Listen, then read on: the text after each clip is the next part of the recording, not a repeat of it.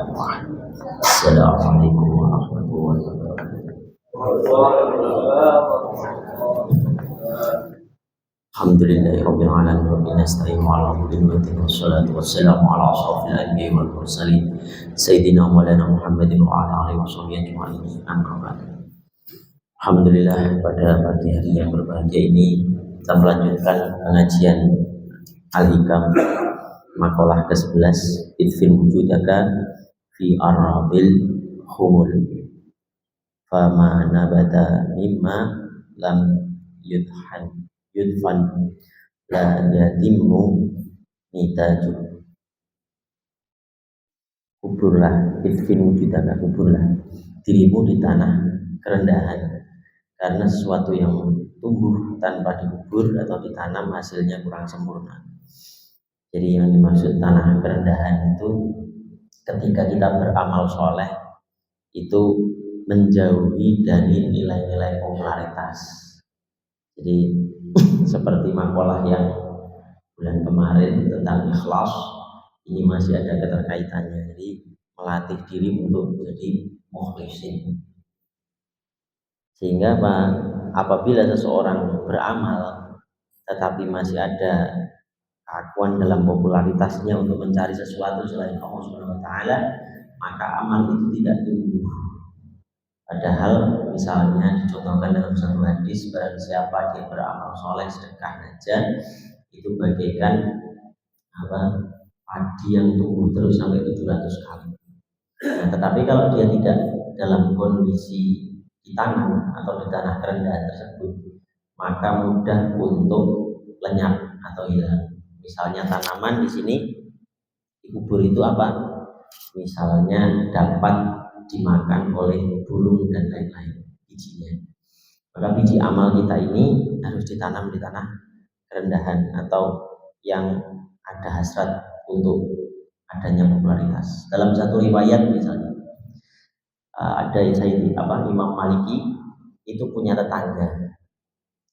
tetangganya itu kurang suka dengan beliau. Jadi suka manggil Imam Maliki, ya Maliki, ya Maliki. Ketika datang ke rumahnya baru buka gerbang langsung diusir. Dan sana nggak jadi manggil. Dan tiap hari dikerjain. Lalu suatu ketika setelah beberapa bulan itu ditanya, Imam Maliki, kamu itu kan selalu tak kerjain aja, tapi kok masih datang dengan tersenyum, membuka gerbang dan lain-lain, itu kok masih tersenyum, padahal tak usir setelah. Lalu dijawab oleh Imam Maliki, sesungguhnya aku ini hanya mendengarkan perintah Allah. Sebagai orang mukmin menjalankan perintahnya. Menjalankan perintahnya apa? Berbaik-baiklah dengan tetanggamu. Maka apa? Maka yang aku lakukan ini ya karena Allah, bukan karena kamu. Jadi jangan terlalu kepedean. Karena apa? Karena saya melakukan amal ini karena Allah. Nah, maka apa? Apabila sesuatu amalan karena Allah Subhanahu wa taala, maka dia tidak melihat hasilnya dari makhluk itu seperti apa. Oh, saya sudah berbuat baik, kenapa tidak mendapat kebaikan? Nah, itu berarti bukan karena Allah. Kalau karena Allah mau dapat kebaikan atau tidak dapat kebaikan, lillahi ta'ala, tidak ada urusan. Yang penting urusan saya sama Allah Subhanahu wa taala. Nah, di antaranya di makalah ini ketika disebut idfin wujudaka fi ardil humul, itu di dalam tanah kerendahan itu apa? Jadi seperti menawarkan dirimu untuk sebuah jabatan atau membuatmu terkenal, ini adalah suatu yang keliru. Maka harus ketika beramal soleh, misalnya diriwayatkan oleh beberapa ulama, kita sholawat, bahkan perkara sholawat. Ketika kita sholawat, kadang misalnya melihat ada rumah bagus, mobil bagus, sholawatnya ditujukan untuk mendapatkan hal tersebut. Nah, ini di sini dikritisi juga. Di antaranya dalam syarah ini adalah apa? Ketika kita bersolawat, berdoa, memanjatkan sesuatu, jangan difokuskan kepada perkara-perkara selain Allah Subhanahu wa taala. Jadi hanya khusus kepada Allah Subhanahu wa taala. Hal itu apakah salah? Enggak salah. Tetapi ada makom yang lebih tinggi lagi, yaitu hanya kepada Allah Subhanahu wa taala. Karena apa? Wa ma khalaqtul jinna wal insa illa liya'budun. Ya'budun itu bila makna dalam tafsir Ibnu Katsir li'arifun atau mengenal. Nah, di sini di tafsir lain juga ya'budun itu berarti abdu. Abdu itu artinya hamba. Hamba itu artinya budak. Kalau bahasa lainnya budak. Lah budak itu tidak ada tawar menawar. Ketika dia diperintahkan sesuatu oleh Allah Subhanahu wa taala, maka dia menjalankan sami'na wa ata'na tanpa ada tawar menawar bargaining. Misalnya saya kalau kerja sekian digaji berapa, itu ada bargaining, ada tawar menawar, ada negosiasi. Tapi sedangkan orang beribadah itu tidak bernegosiasi, ditakdir untuk bisa ibadah aja sudah alhamdulillah. Makanya kata Sayyidina Ali, di antara yang disukai Allah itu adalah ketika Sayyidina Ali mengatakan suatu perkara dalam makolahnya itu, ya Rob anta Robbi, aku bersyukur kau itu jadi Tuhan. Seandainya Tuhanku bukan kau, itu apa pentingnya aku ini? Sesungguhnya aku ini gak penting di hadapan. Mau saya ibadahnya banyak, ya Allah tidak bertambah kemuliaannya. Mau saya ibadahnya sedikit pun Allah tidak turun kemuliaannya. Tapi kok saya ini masih dianggap menjadi hamba. Nah, ini syukurnya Sayyidina Ali. Sehingga apa? Ditakdir sebagai orang yang beribadah aja sudah alhamdulillah. Karena apa? Kalau Allah itu sudah membenci seseorang makhluknya atau tidak mengizinkan dia untuk beribadah, itu repot. Bahkan sudah mendengar azan subuh pun bisa jadi tidur lagi. Udah bangun, alarmnya bunyi, tetapi mendengar azan subuh dia tidak langsung bangun, tidur lagi. Nanti bangun-bangun tiba-tiba jam 8, jam 9, akhirnya udah enggak sholat. Itu artinya apa? Itu sudah dicampakkan, itu bahaya. Jadi jangan dikira, kalau hidupnya senang, usahanya bagus, tapi nggak pernah sholat, nggak pernah ibadah, nggak pernah beramal soleh, itu berarti baik. Bukan. Justru itu tanda-tanda yang mengerikan. Tidak ada kegalauan ketika meninggalkan ibadah, itu bahaya. Jadi kita kalau meninggalkan sholat terus tenang-tenang aja, itu bahaya itu berarti. Itu artinya Allah sudah tidak mengizinkan untuk sholat, itu sudah lebih ngeri daripada Allah tidak ngasih kita rezeki berupa uang, harta dan lain-lain. Kalau kita tidak diberi rezeki harta tapi masih bisa sholat, itu kebutuhan batin kita untuk sebagai abduhnya, sebagai tugas intinya berarti masih dijalankan. Seperti misalnya di Palestina sana, makan itu susahnya minta ampun kan? Dikasih apa? Makanan-makanan, kadang bantuan sampai sana itu diblokade dan lain-lain. Tapi mereka masih bisa untuk ditakdir untuk bisa sholat, ditakdir untuk bisa membaca Al-Quran, bahkan menghafal Al-Quran. Ini lebih bagus daripada orang-orang yang perutnya bisa kenyang terus, tetapi Allah tidak mengizinkan dia sholat, kenyenyakan tidur. Makanya di antara yang diriwayatkan baginda Rasulullah SAW, ketika beliau tidur di malam hari, lalu Sayyidina Umar itu melihat Rasulullah bangun tidur, itu posisinya itu kayak ngeplak. Kalau kita di karpet itu kan ada bekas ngeplak. Itu Sayyidina Umar nangis, ya Rasulullah, sedangkan raja-raja di Persia dan Rum itu tidur di tempat empuk, sedangkan engkau Nabi Rasul akhir zaman, pemimpin para anbiya, pemimpin para nabi, pemimpin para umat akhir zaman. Tetapi kok tidurnya seperti ini, sampai ngeplak. Jadi tidak di tempat yang empuk. Maka apa yang disabdakan Rasulullah, ya Umar, apakah kamu tidak yakin kalau kita ini akan diberikan nanti di surga yang lebih empuk dari yang diberikan kepada mereka? Jadi di dunia ini, ya ini yang diberikan Allah kepada kita. Rasa ketidaknyamanan inilah yang membuat kita bisa bangun subuh tepat waktu, beribadah tepat waktu. Tapi kalau rasanya terlalu nyaman, tidurnya kenyamanan, akhirnya apa? Susah untuk bangun. Dan naudzubillahi min dzalik, malah nggak bisa sholat. Makanya semenjak saat itu Sayyidina Umar bin Khattab radhiyallahu anhu, aku tidur di tempat yang tidak. Makanya beberapa ulama soleh itu tidurnya tidak mau di tempat umum. Jadi untuk biar tetap terjaga. Dalam satu riwayat itu misalnya yang Mufasir itu di santri itu malah tidur itu hanya sebagai syarat tahajud. Jadi saat kelip gitu. Nah itu orang-orang soleh. Bahkan Imam Mazhab itu empat-empatnya itu sholatnya 1000 rakaat. Jadi Imam Hanafi, Imam Maliki, Imam Syafi'i, Imam Hambali itu kalau malam sholatnya hidup terus 1000 rakaat. 2 rakaat salam, 2 rakaat salam, 2 rakaat salam. Nah, itu bagaimana? Karena sudah diberikan nikmatnya ibadah. Manisnya ibadah ini luar biasa. Bahkan seorang Sayyidina Ali radhiyallahu an ketika tertancap panah di punggungnya mau dicabut panahnya, dia minta, sebelum engkau mencabutnya izinkan aku sholat dulu 2 rakaat. Nah ketika sholat 2 rakaat dicabut ketika rukuk, dicabut itu panahnya. Selesai salam, kapan kamu mencabutnya? Yang sholat itu Sayyidina Ali nggak kerasa dicabutnya. Kenapa? Karena terlalu menikmati hubungannya dengan Allah Subhanahu Wa Taala. Makanya yang diperintahkan oleh Allah Subhanahu Wa Taala bukan hasil, tetapi proses. Nah, proses inilah. Kalau hasilnya banyak, tapi pakai uang pakai proses yang haram, nggak boleh. Tapi prosesnya yang halal, ibadahnya yang baik. Nah maka kita ini berproses. Maka ketika orang bercinta itu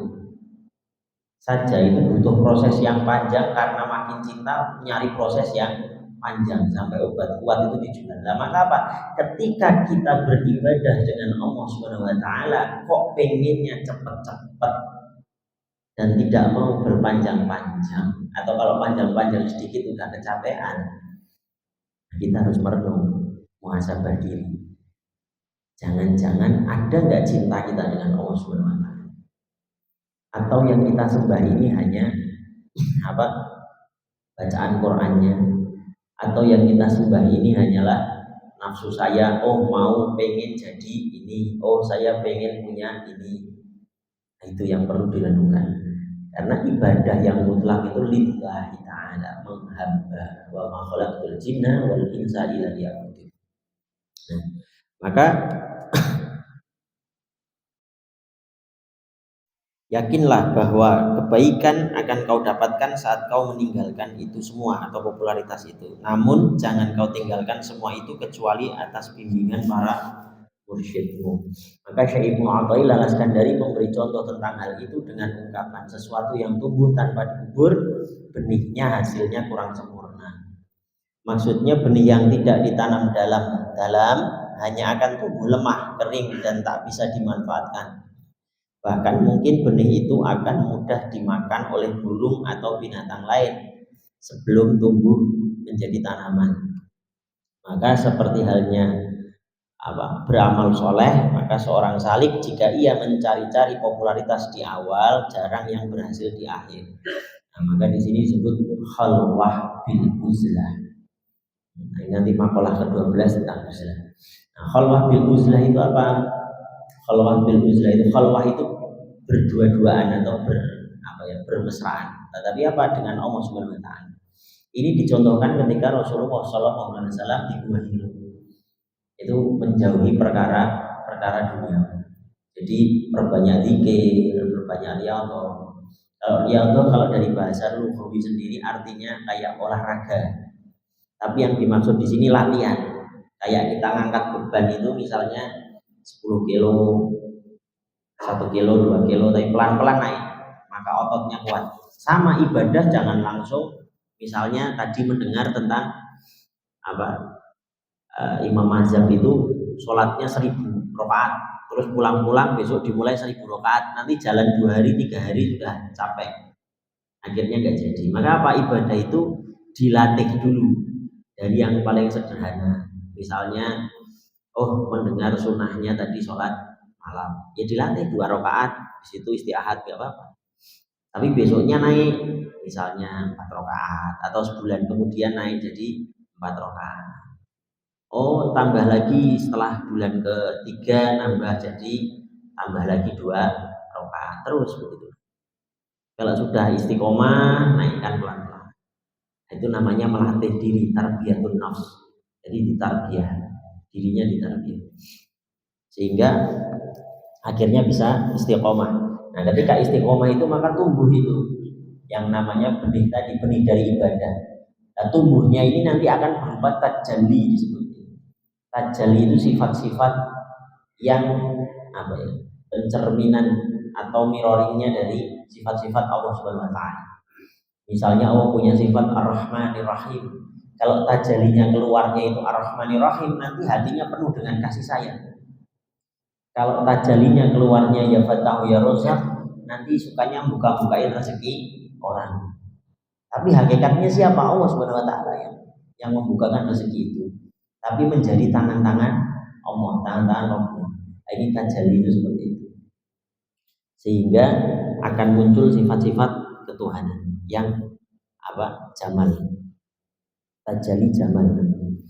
Maka demikian pula orang salih tadi yang apabila mencari-cari popularitas maka jarang berhasil di akhir.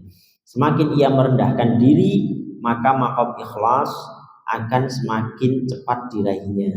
Bila sejak awal dia mendasari segala tujuan atas sikap menjauh dari makhluk, tidak mau dikenang, tidak suka popularitas, dan memilih untuk bersama Allah Subhanahu wa taala, ia akan bersama Rabb-nya. Makanya dalam makalah lain Syekh Abdul Hasan Azazili ditanya, bagaimana cara kau sampai kepada Allah Subhanahu wa taala? Bagaimana caramu untuk bermakrifat kepada Allah Subhanahu wa taala?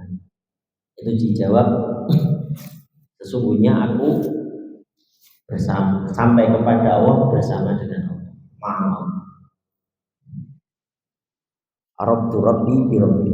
Jadi sampai kepada Allah, Arabtu Rabbi, sampai mengenalnya bersama dengan Allah Subhanahu wa taala. Jadi tidak ada keakuan yang bisa menyampaikan kepada Allah. Bukan karena ngajiku hebat, bukan karena sholatku banyak, bukan, tapi karena Allah Subhanahu wa taala itu yang sendiri yang mengantarkannya kepada Allah Subhanahu wa taala. Maka dia yang akan memunculkan dan menjadikannya terkenal. Nah, jikalau Allah memperkenankanmu, maka Allah akan memberikan makomat tertentu, bisa menjadi mastur atau menjadi masyhur. Jadi masyhurnya, terkenalnya bukan karena kepingin, tapi memang Allah yang memasyhurkan orang tersebut. Jadi wali itu nanti ada wali masyhur, ada wali mastur. Seperti kalau di zaman kenabian, al-anbiya itu ada nabi, ada rasul. Kalau zaman dulu itu ada nabi, ada rasul. Kalau nabi itu kalau dapat wahyu untuk dirinya sendiri, jadi tidak untuk mengajar ke umatnya. Tapi kalau rasul dapat wahyu itu harus disampaikan ke umatnya, maka punya umat.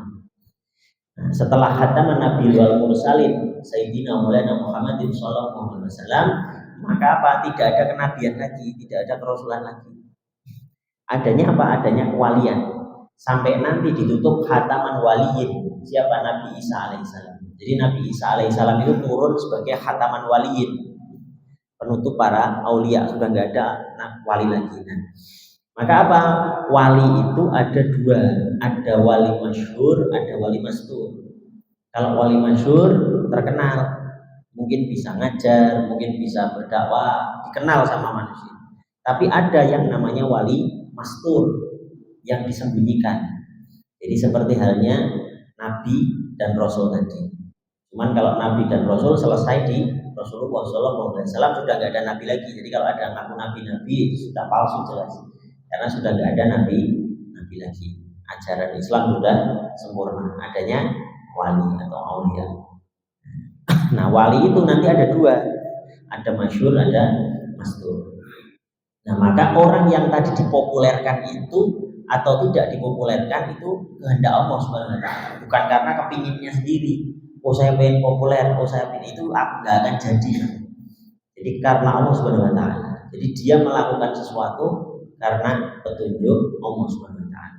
Kalau dalam bahasa syariat namanya ilham.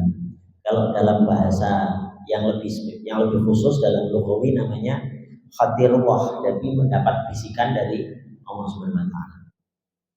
Maka Abu Al-Abbas rahimahullah berkata, siapa yang menginginkan popularitas, ia adalah budak popularitasnya. Siapa yang mencintai para penguasa, ia akan menjadi budak penguasa. Siapa yang menyembah Allah Subhanahu wa taala, baginya sama saja terkenal ataupun tidak. Jadi kalau memang karena Allah Subhanahu wa taala, mau dikenal manusia, tidak dikenal manusia, tidaklah masalah. Nah, itu artinya ketika dia beribadah, ya mutlak hanya karena Allah Subhanahu wa taala. Tidak ada embel-embel yang lain. Jadi hatinya itu terjaga konstan. Makanya disebut ya muqallibal qulub tsabit qulub ala dini. Ya muqallibal qulub, bil mana apa? Mondar-mandir hati ini putar. Nah, maka apa? Kita berdoa agar tsabit qulub ala dini. Jadi tetap dalam Islam, selamat. Artinya apa? Terus berporosnya mutar itu qalbun mukmin baitul haq. Jadi qalbunya, hatinya manusia itu baitul haq, itu ya kiblat yang hakikat itu ada di sini. Jadi kalau kiblatnya secara syariat itu di Ka'bah. Kalau kiblatnya para malaikat Baitul Ma'mur, Ka'bahnya ada di langit. Kalau kiblat hakikat secara mutlaknya ada di hati. Qalbul mukmin itu Baitul Haq. Maka qalbu itu kalau di situ kotor, maka semuanya jadi kotor. Kalau itu jelek, maka semuanya jadi jelek. Tapi kalau itu baik, maka semuanya jadi baik. Nah, maka yang dipahat itu min asari sujud, diantaranya akhlak dari batinnya agar memancar. Makanya ada beberapa ulama, misalnya Gus Ba itu cerita, kalau seandainya saya itu dibilang, bahkan malaikat datang misalnya, kamu itu akan ditakdir masuk neraka walaupun sholat, maka saya tetap alhamdulillah. Kenapa? Karena ditakdir sholat aja sudah alhamdulillah. Kalau enggak gimana nanti kalau ketemu Allah Subhanahu wa taala di akhirat, terus kita ternyata tidak sholat. Itu apa enggak malunya minta ampun. Hidup di buminya Allah, ya, tapi tidak mau sholat, tidak mau ibadah. Itu malunya minta ampun. Kayak kita hidup di rumah orang, tapi ibaratnya nggak bayar sewa, nggak bayar apa-apa, di situ ikut makan, ikut apa. Tapi kalau di situ aturan mainnya di rumah tersebut, misalnya disuruh untuk matiin lampu aja, kalau udah pagi matiin lampu ya, tapi tidak kita jalankan, nah itu kan malu dengan yang pemilik rumahnya. Apalagi ini dengan Allah Subhanahu wa taala, pemilik alam semesta ini. Kita hidup di dunianya tapi nggak mau ibadah, itu nanti kalau pas waktu berhadapan dengan Allah Subhanahu wa taala mau gimana? Mau ditaruh di mana mukanya? Itu diantaranya. Maka apa? Maka izin wujudaka ini adalah proses untuk mengenal Allah Subhanahu wa taala dengan menenggelamkan semua hasrat-hasrat nafsu untuk dikenal oleh manusia, sampai Allah sendiri yang nanti memilih kita dikenalkan untuk manusia atau tetap disembunyikan untuknya. Makanya ada nabi yang dia di-share, diperkenalkan kepada manusia seperti 25 nabi dan rasul, ada yang tidak diperkenalkan.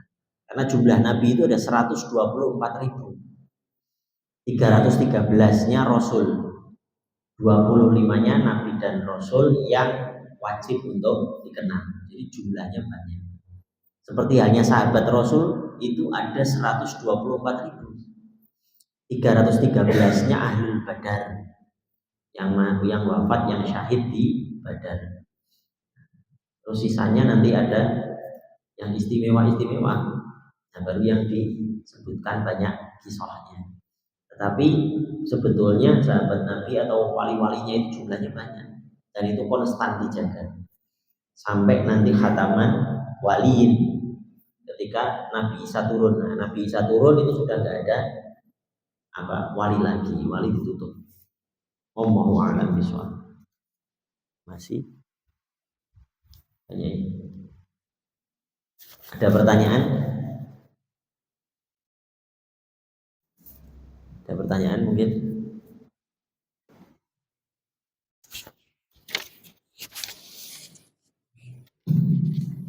Makalah ke-11-nya udah selesai. Ada pertanyaan? Kalau enggak lanjut ke makalah 12.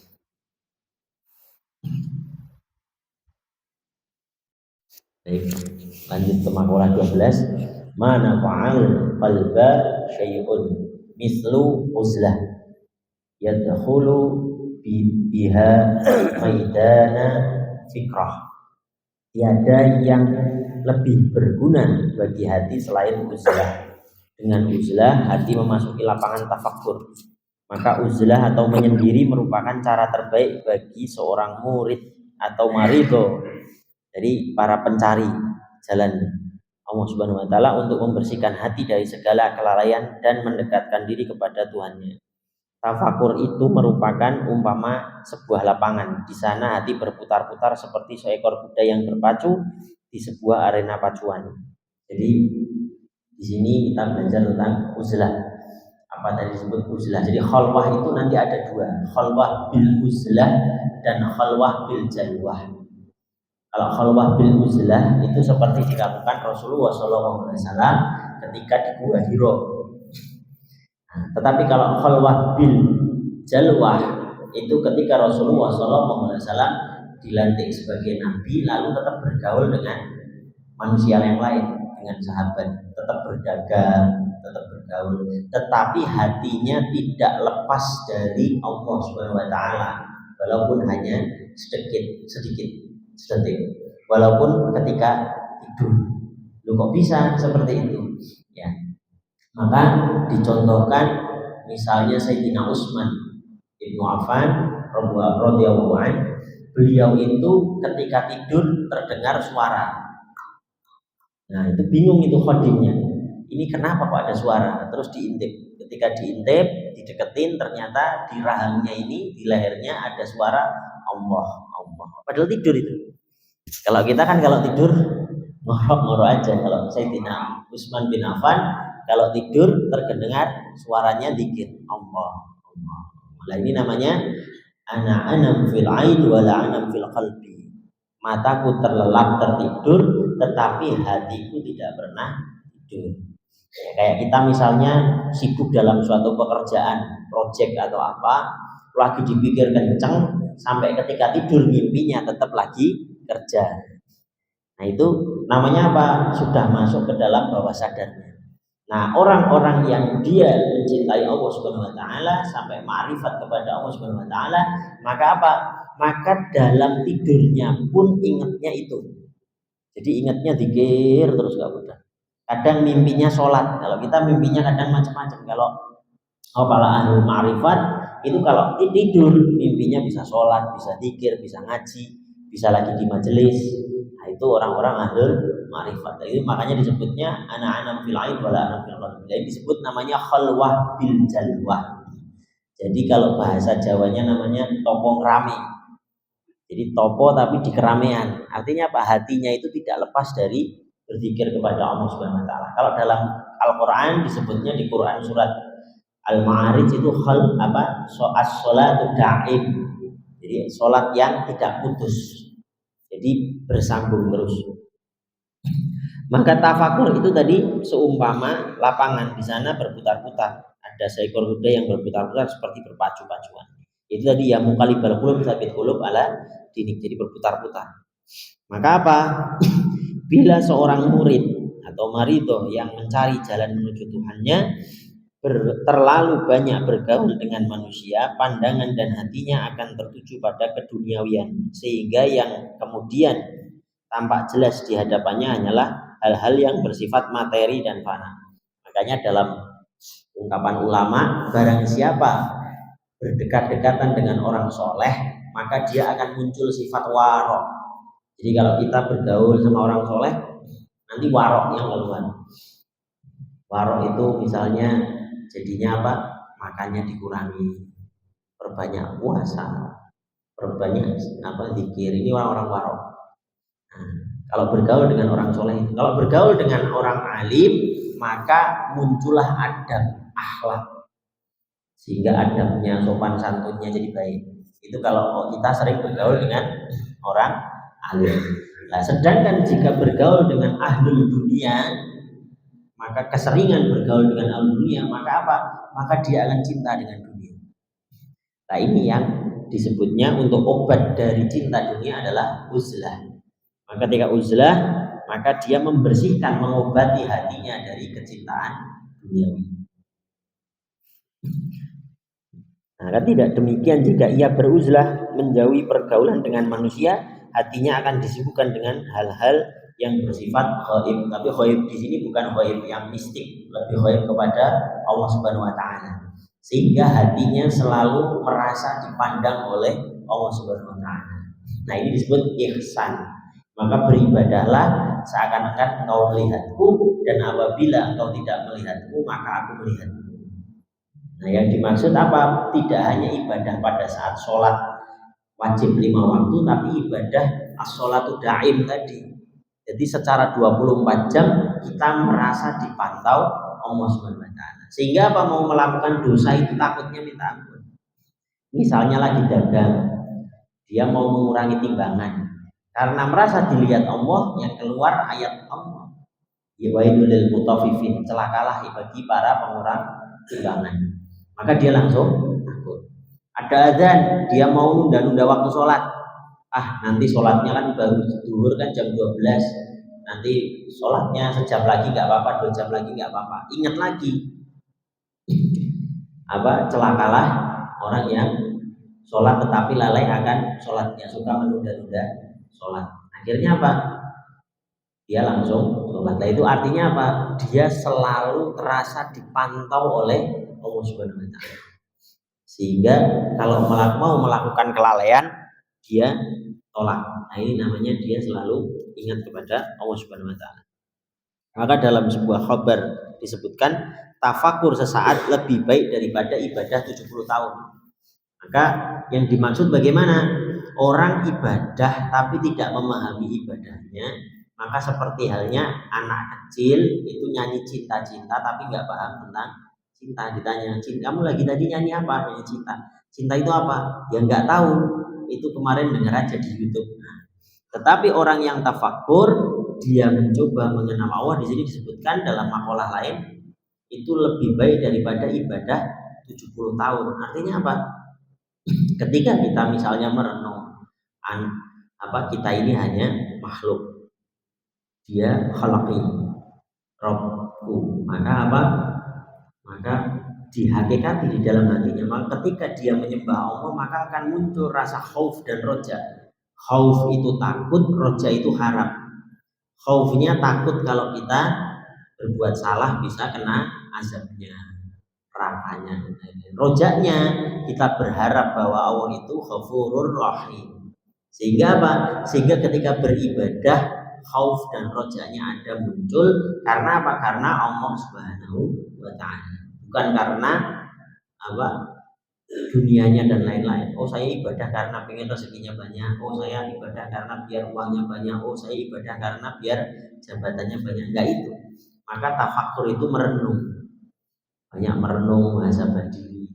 Misalnya di atas jam 12, jam 1 kita bangun sholat malam, selesai sholat malam duduk dulu tafakur. Saya seharian ngapain saja? Dosa apa yang saya perbuat? Maka kata Sayyidina Umar bin Khattab radhiyallahu an, hisablah dirimu sendiri sebelum nanti masuk ke yaumul hisab. Jadi kita hisab dulu, aduh saya salahnya apa? Saya tadi seharian melakukan dosa apa? Itu dihisab dulu sebelum nantinya dihisab di yaumul hisab. Dan jangan sibuk menghisab orang lain. Kata Sayyidina Umar bin Khattab, dilanjutkan dalam makalahnya, kau akan untuk mempertanggungjawabkan dirimu sendiri nanti di akhirat, bukan mempertanggungjawabkan amalan orang lain. Maka jangan banyak-banyak menghisab amalan orang lain, tapi hisablah amalmu sendiri. Sehingga apa? Sehingga kita waspada terus. Jangan-jangan kalau kita sering menghisab orang lain, nyalah-nyalahin orang lain, salah-salahnya orang lain kelihatan, salahnya sendiri enggak kelihatan. Itu untuk ditafakuri, direnungkan. Maka Ummu Ad-Darda menjawab, tafakur, dengan bertafakur seorang bisa mendalami hakikat mengagungkan Allah Subhanahu wa taala dan mengutamakan segala hal yang diridhoinya. Dengan bertafakur ia bisa menganggap hina semua hal yang dibenci dibenci Allah Subhanahu wa taala sehingga terdorong untuk meninggalkannya. Dengan bertafakur seseorang bisa mengetahui keburukan-keburukan jiwa yang terselubung, kejahatan musuh dan tipuan dunia. Ia juga bisa mengenali segala muslihat sehingga bisa dengan mudah menghindarinya dan selamat dari bahaya-bahaya yang ditimbulkannya. Maka kalau bertafakur nanti untuk mendalami hijab-hijab kita, ada hijab zulmani, ada hijab nurani. Tafakur gimana? Kita cari tahu hijab zulmani yang kita lakukan apa. Apakah pernah menunda-nunda sholat? Apakah pernah berbohong? Apakah pernah kita menghibah orang? Nah, ini hijab-hijab gelap. Nah, kalau sudah ketemu, oh pernah ini, pernah itu, pernah ini, pernah itu, maka istighfar. Bahkan dalam makalah yang lain mengistighfari istighfar. Loh, maksudnya gimana mengistighfar? Kadang kita banyak istighfar tapi merasa bangga dengan istighfarnya. Berarti apa? Istighfarnya harus diistighfari. Istighfarnya pun harus diistighfari. Karena apa? Wah, istighfarku banyak sampai 10.000. Nah, itu berdosa. Karena apa? Perlu diistighfari. Maka ketika kita sholat, kalau kita dipenuhi dengan tafakur, ketika selesai sholat kita kan beristighfar. Astagfirullahaladzim. Yang diistighfari apa? Sholatnya jangan-jangan masih ingat selain Allah Subhanahu wa taala. Maka diistighfari agar sholatnya diampuni di dalam sholat itu kalau masih mengingat selain Allah Subhanahu wa taala. Nah, itu fungsinya tafakur. Itu baru tadi untuk tafakur dengan zulmaninya sifat-sifat kita, hijab zulmani, hijab gelap. Ada lagi sifat-sifat nurani kita atau hijab nurani yang terang. Itu apa? Sifat-sifat merasa aku bacaannya paling bagus, aku sholatnya paling bagus, aku sholatnya tepat waktu, aku ini perlu diistighfari juga. Karena kalau enggak bahaya. Oh, bacaanku bagus, mendayu-dayu, qiraatnya bagus, sanatnya bagus, terus merasa tepuk dada akunya keluar, maka harus diistighfar. Sehingga apa? Robeklah hijab itu, maka dekat dengan Allah Subhanahu wa taala. Maka orang yang makin dekat dengan Allah, dia makin takut dengan Allah. Makanya di antara dalam dalil itu ciri-ciri ulama adalah orang yang takut dengan Allah Subhanahu wa taala. Karena ulama di sini berarti adanya alim. Alim di sini apa? Mengerti, memahami. Banyak ilmu. Maka ilmu apa? Ilmu Allah Subhanahu wa taala. Di antaranya apa? Akhirnya banyak mengetahui ilmu Allah, maka banyak takut kalau kita salah. Walaupun manusia itu khata' wa nasya, tempat lupa dan salah. Tapi apa sebaik-baiknya umat itu adalah yang dia memahami kesalahannya lalu dia mohon ampun. Kalau nggak bisa salah, enggak, pasti salahnya. Kita ini pasti ada salahnya. Tetapi sebaik-baiknya adalah orang yang mohon ampun. Makanya ada iblis itu salah, Adam juga salah. Tapi iblis ketika diusir, disalahkan, dia sombong. Tapi kalau Nabi Adam ketika disalahkan, dia berdosa, dia bertaubat. Nah, bedanya apa? Bedanya bukan masalah salahnya, tapi ketika memperlakukan salah tersebut. Nah, sehingga maka apa? Ketika kita bertafakur, kita merasa, oh tadi seharian saya ada salah, ada ini, ada itu, maka dirubah dan bertaubat. Maka dengan mendiri dan merenung, seorang murid melatih diri untuk berkhalwah atau berdua-duaan dengan Allah Subhanahu wa taala. Salah satu dari 4 rukun tarekat, diantaranya 3 rukun lainnya adalah diam, berlapar-lapar, dan bangun tengah malam. Nah, ini bagi seorang maridho, penempuh jalan Allah Subhanahu wa taala yang menempuh jalan tarekat, maka dia harus banyak berlapar-lapar, diam, dan menghidupkan malamnya. Maka diam ini kalau dalam risalah Qusyairi itu ada materinya tersendiri. Karena diam itu kata, apabila engkau berilmu, maka katakanlah yang engkau ketahui. Tetapi jangan katakan semua ilmu yang kau ketahui di hadapan semua orang. Itu kata Al-Imam Syafi'i. Karena apa? Karena tidak semuanya yang kamu umbar itu malah menjadi pengetahuan baik. Kalau dalam bahasa Jawa itu ada bener, ada pener. Kalau bener tapi tidak bener itu bisa menjadi gegernya sosiologi antropologi. Makanya ketika berbicara, walaupun kau punya pengetahuan, jangan semua asal punya pengetahuan dikeluarkan. Ini katanya Imam Syafi'i. Maka kata Imam Syafi'i, apabila engkau ingin melihat ciri-ciri orang bodoh adalah dia yang mengeluarkan semua pengetahuannya di depan umum. Karena ada hal-hal yang sifatnya tidak dikeluarkan.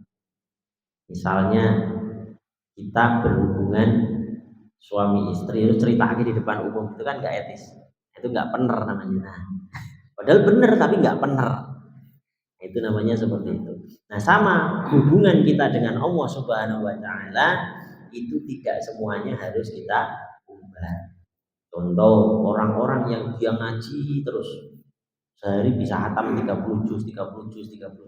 Nanti ada rahasia Al-Quran di muka syafah sama Allah.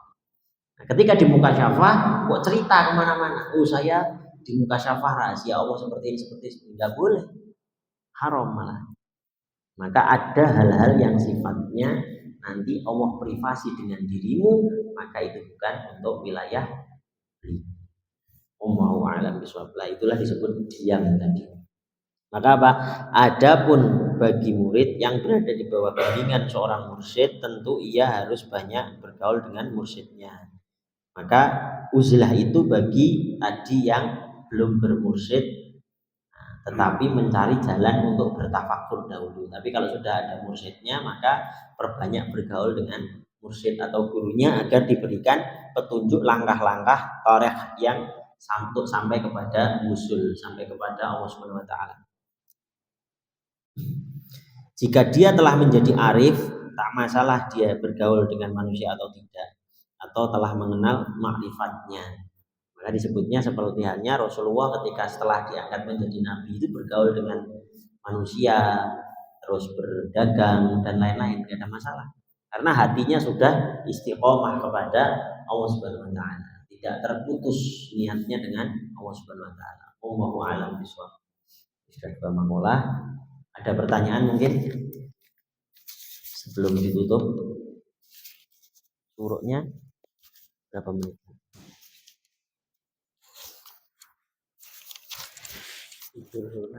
Saya suruh ini.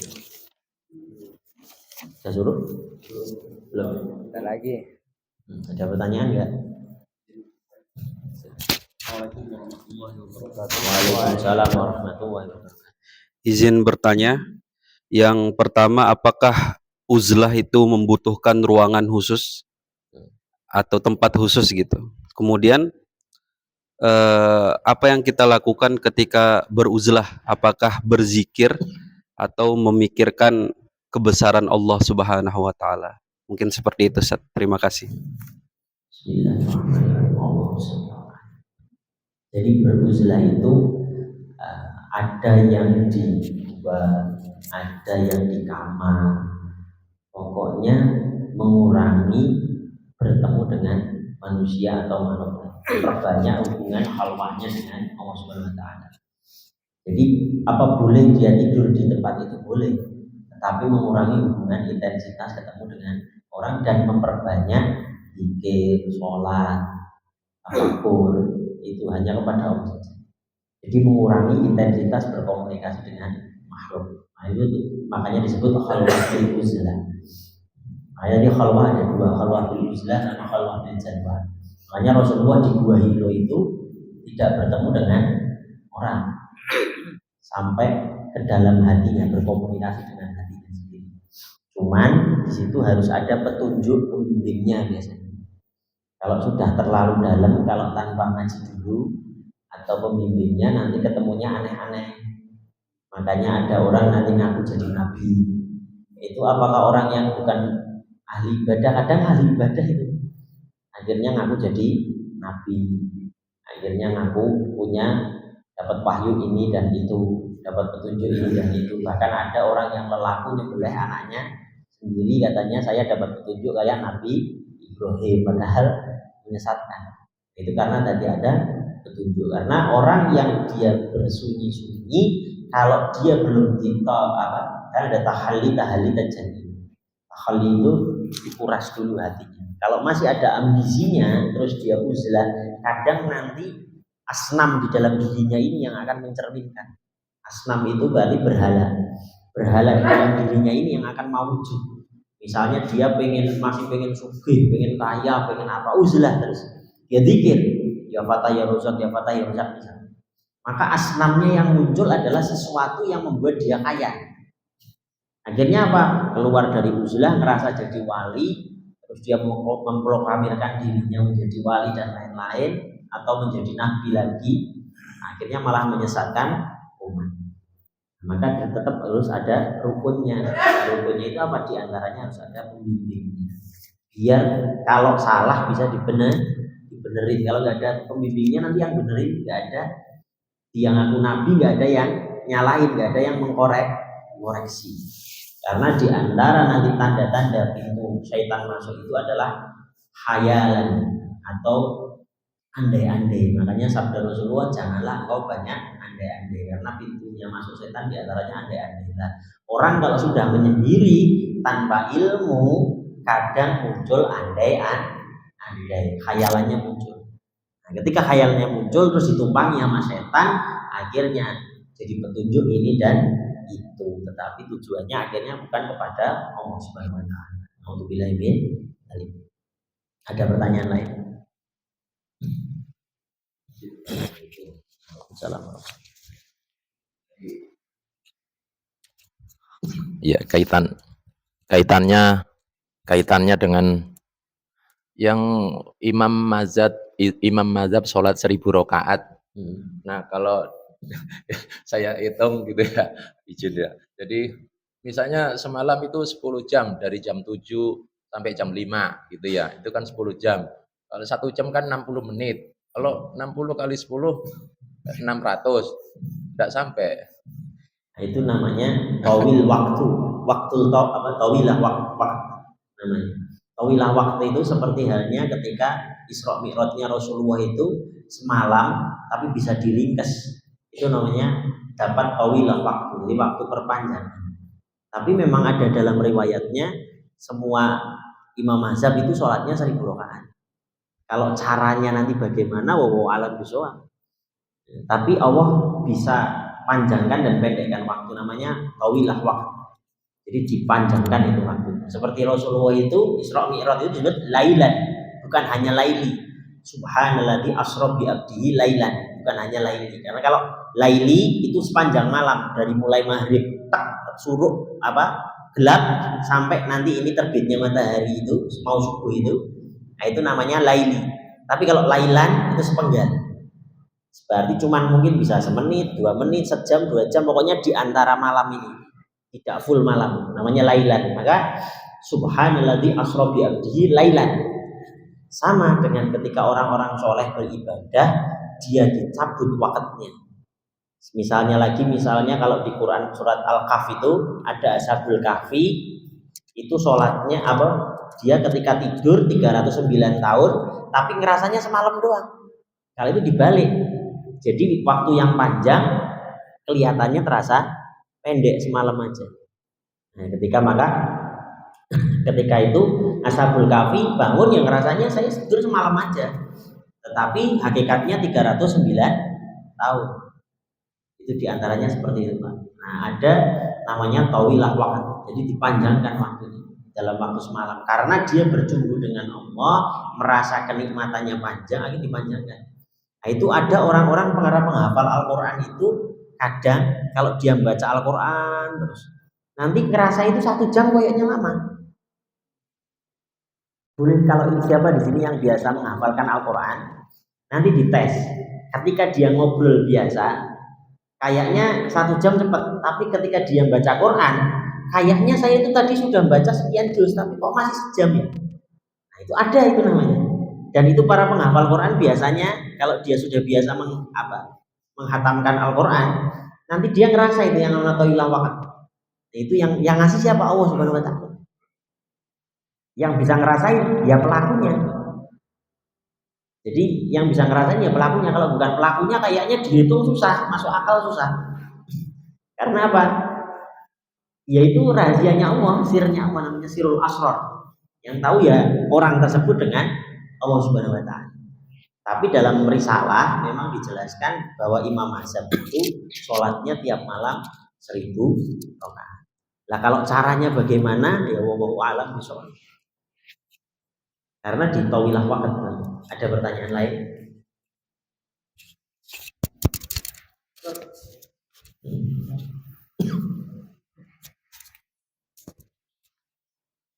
Ya, kita itu kan ini hidup ini kan proses Ustaz ya. Perjalanan untuk pada akhirnya nanti ketemu sama Allah Subhanahu Wa Taala lah. Maksudnya meninggal lah, terus kemudian kita kepengen ketemu dengan Allah Subhanahu Wa Taala. Nah, dalam proses kehidupan ini kan tadi kita kepengennya ibadahnya ya ya karena Allah lah, lillahi ta'ala. Persoalannya itu kan dalam perjalanan waktunya itu untuk bisa tadi kata Ustadz karena kita cinta dengan Allah itu kan kita harus kenal dengan Allah gitu. Kan nggak mungkin kita bisa cinta dengan seseorang ketika kita tidak kenal dengan yang kita cintai. Nah, proses untuk bisa kenal ini kadang-kadang kan ada yang benar, ada yang salah. Biar kita kenalnya benar itu seperti apa, Ustaz? Ya, makasih Ustaz. Jadi ya ma'rifatul itu ada ma'rifatul syayatin, ada ma'rifatullah yang jalur Muhammadiyah, tapi bukan Muhammadiyah aliran. Muhammadiyah artinya apa? Ada yang jalurnya lewat Rasulullah, ada yang lewat setan. Karena setan itu ya ma'rifat ya, mengenal Allah, makanya cuman berhenti pada konsep keakuan kalau setan. Makanya iblis itu disuruh sujud sama Nabi Adam itu mengelak. Ngelaknya apa? Saya masa sujud sama manusia. Sujud itu ya sama Allah, nggak mau sama manusia. Tetapi dalam hati kecilnya iblis, saya itu lebih mulia daripada Adam. Masa saya suruh sujud sama Adam? Nah, seperti halnya misalnya ketika dites umat Islam itu dulu kiblatnya di Masjidil Aqsa, lalu diolok-olok sama Nasrani dan Yahudi. Lalu akhirnya apa? Sayyidina Umar itu mendapat ilham duluan. Nanti insya Allah itu kiblat akan diarahkan ke tempat lain, tidak di Masjidil Aqsa. Maka dalam kondisi sholat ada, kalau di sana itu di Madinah itu ada masjid kiblatain, 2 kiblat. Jadi posisinya ketika sholat, di tengah-tengah sholat berubah itu posisi kiblat, dapat turun wahyu dirubah ke Masjidil Haram. Ini sebetulnya apa? Untuk mengubah kondisi, artinya keakuannya Yahudi bahwasanya penyembah itu ya ke sana, dirubah nih perintahnya. Coba masih istiqomah dari Islam atau keluar dari Islam atau murtad. Akhirnya sebagian golongan Yahudi yang tadinya sudah memeluk Islam, ketika dipindah itu ada yang tidak percaya. Pokoknya tetap mau Masjidil Aqsa. Ini sama dengan iblis tadi. Nyembahnya Allah aja. Walaupun disuruh ke Adam nggak mau. Kenapa? Padahal ini adalah amar, perintah Allah Subhanahu wa taala. Ma'rifatullah dengan ma'rifatul hayatin perbedaannya memang tipis sekali. Tapi untuk mengenali ma'rifatullah apa? Dari orang-orang yang tersambung sanadnya dan usul kepada Allah Subhanahu wa taala. Jadi informasi atau cara belajarnya atau taklimnya ya dengan orang-orang yang bersambung sanadnya. Jadi Rasulullah kepada sahabat kepada tabiin kepada tabiin kepada ulama, salaf, ulama sampai ke kita. Kalau terputus di tengah-tengah pengetahuan itu nanti jadi keliru. Karena nanti tajalli itu ada 2, ada tajalli jamal, ada tajalli jalal. Kalau jamal itu misalnya sifat-sifat Allah Ar-Rahmanir Rahim. Terus ya Fatahu ya Rozak ya Latif. Tapi kalau jalal itu Allah Maha Besar, Allahu Akbar. Terus apalagi Allah Maha Penyiksa. Terus Allah Maha Maha sombong misalnya seperti itu. Nah itu ma'rifatul jalal. Allah itu punya sifat yang maha tinggi. Misalnya ya Qawiyu ya Mati Maha Perkasa. Itu jalal. Nah kalau masuknya ke sifat-sifat ini nanti keakuannya yang keluar malah bahaya. Itu diantaranya itu. Wallahu a'lam bishawab. Ada pertanyaan lain? Kita masuk suruh ya. Sudah, saya akhiri dulu. Nanti kita sambung lagi. Wallahul muwaffiq aqwamit thoriq wa billahi taufiq wal hidayah. Wassalamualaikum warahmatullahi wabarakatuh.